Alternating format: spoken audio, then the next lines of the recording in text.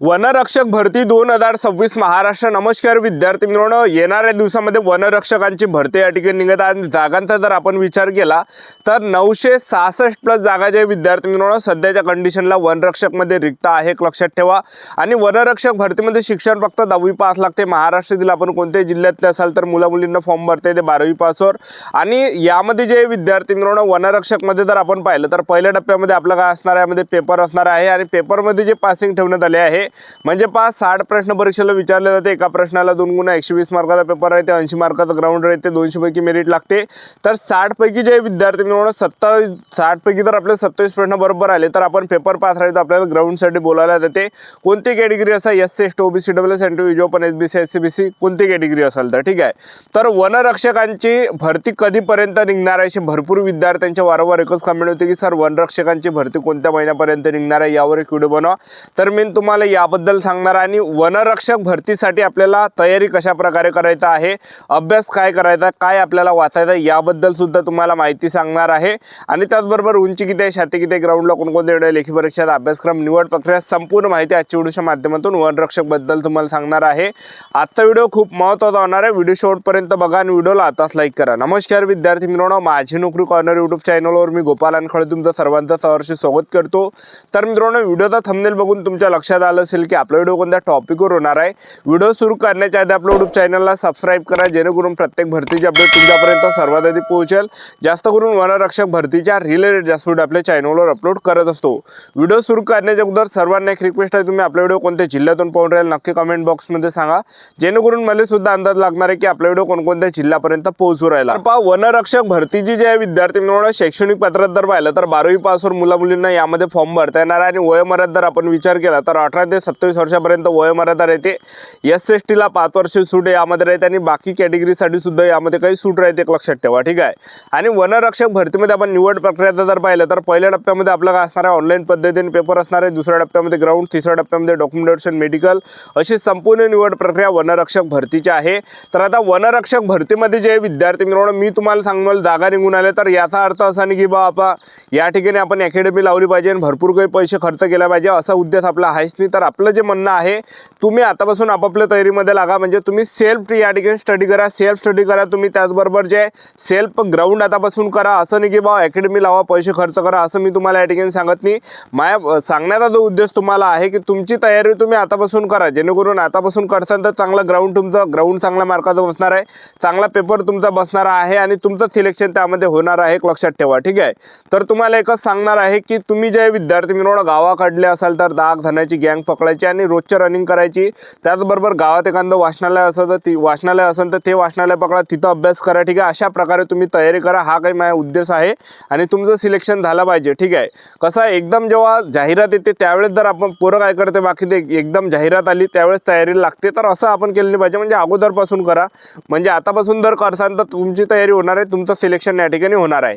आता वनरक्षक भरतीमध्ये वाचायचं काय ते तुम्हाला सांगून देतो। तर वनरक्षकमध्ये वाचा तुम्ही काय की जे काही प्रिव्हियस क्वेश्चन पेपर झालेले आहे आता 2023ला जे काही प्रश्नपत्रिका संच झाल्या तर त्या सर्व वाचून काढा, त्याच्या रिलेटेडच प्रश्न परीक्षेला विचारले जाते।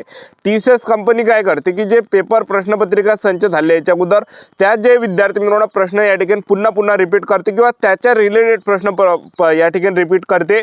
तर आपल्याजवळ 2023 मध्ये सर्व शिफ्टच्या झालेल्या प्रश्नपत्रिका संच ज्या शिफ्टमध्ये पेपर झाले त्या सर्व प्रश्नपत्रिका संच आपल्याजवळ अवेलेबल आहे आणि ते मी तुम्हाला या ठिकाणी निःशुल्क देणार आहे, फ्रीमध्ये देणार आहे, कोणापासूनही 1 रुपया घेणार नाही। आणि तुम्हाला मी असं नाही म्हणत की कोणाच्या बॅचा तुम्ही घ्या विकत, कोणाचेही बॅचा घेऊ नका, मी तुम्हाला असं या ठिकाणी म्हणणार आहे।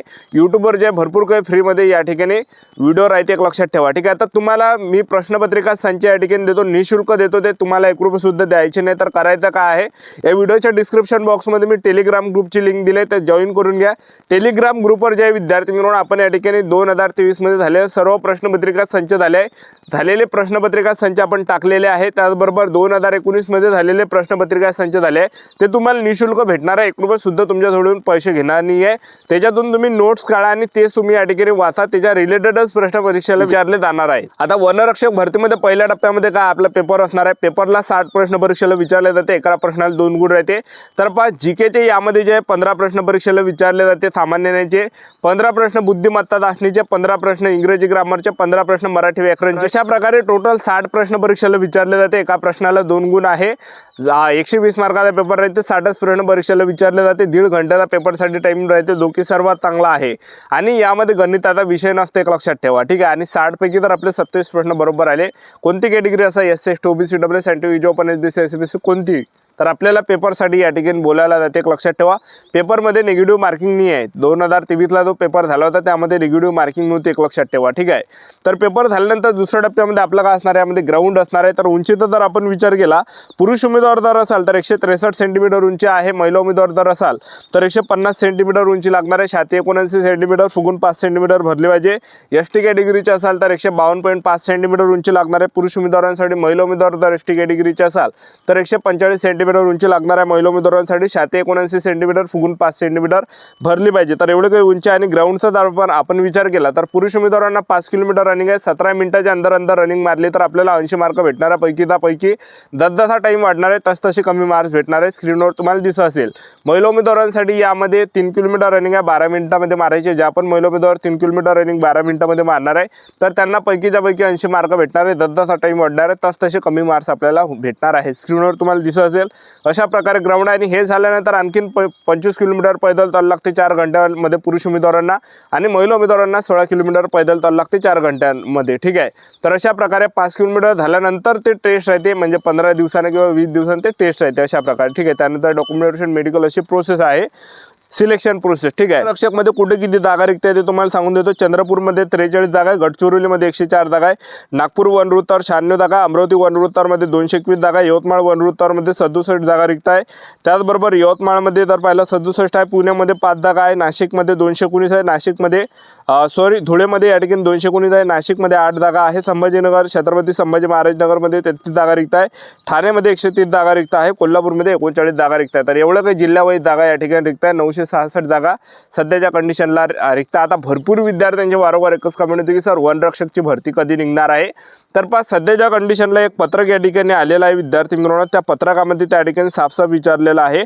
एका व्यक्तीने या ठिकाणी प्रश्न केला होता की राज्यात जागतिक वन दिनानिमित्त वन विभागाच्या पदक वितरण सोहळा कार्यक्रमात वन मंत्री यांनी वन खात्यातील कामाचा आढावा घेऊन रिक्त पदे भरण्याची घोषणा दिनांक 21 मार्च 2025 रोजी केली असल्यामुळे केली होती। तर हा काही प्रश्न विचारला होता, तर त्यावर जे वन मंत्र्यांचं जे उत्तर आहे, तर वन विभागामध्ये सध्या स्थितीत वनसेवकांची पदे निर्माण झालेली नाही। सामान्य प्रशासन विभागाच्या दिनांक 29/7/2025 च्या शासन निर्णयातील सूचना विचारात घेऊन वन विभागातील रिक्त 966 वनरक्षक या संवर्गातील रिक्त पदे भरण्यासाठी या पदांची बिंदूनामावली प्रमाणित करण्याची कार्यवाही संबंधित वनवृत्त स्तरावर या ठिकाणी सुरू आहे, एक लक्षात ठेवा, ठीक आहे। तर आता वनरक्षकांची भरती कधी निघणार आहे, तर जवळपास मे महिन्यापर्यंत ही भरती आपल्याला पाहायला भेटणार आहे। इथून जर आपण पाहिलं तर लास्ट भरती आली होती 2019 नंतर 4 वर्षानं 2023ला वनरक्षकची भरती निघाली आहे। आता 2023 पासून जर आपण पाहिलं तर 3 वर्ष या ठिकाणी झालेले आहेत। तर नक्की या ठिकाणी 3.5 वर्ष या ठिकाणी होत येऊन आले आहे। तर नक्की या ठिकाणी मे महिन्यापर्यंत वनरक्षकांची भरती आपल्याला पाहायला भेटणार आहे। आतापासून आपापल्या तयारीमध्ये लागा। आपलं यूट्यूब चॅनल सबस्क्राईब करून ठेवा, वेळोवेळी अपडेट देत राहणार। आजच्यासाठी थांबतो, व्हिडिओ नेक्स्ट शोमध्ये। जय हिंद।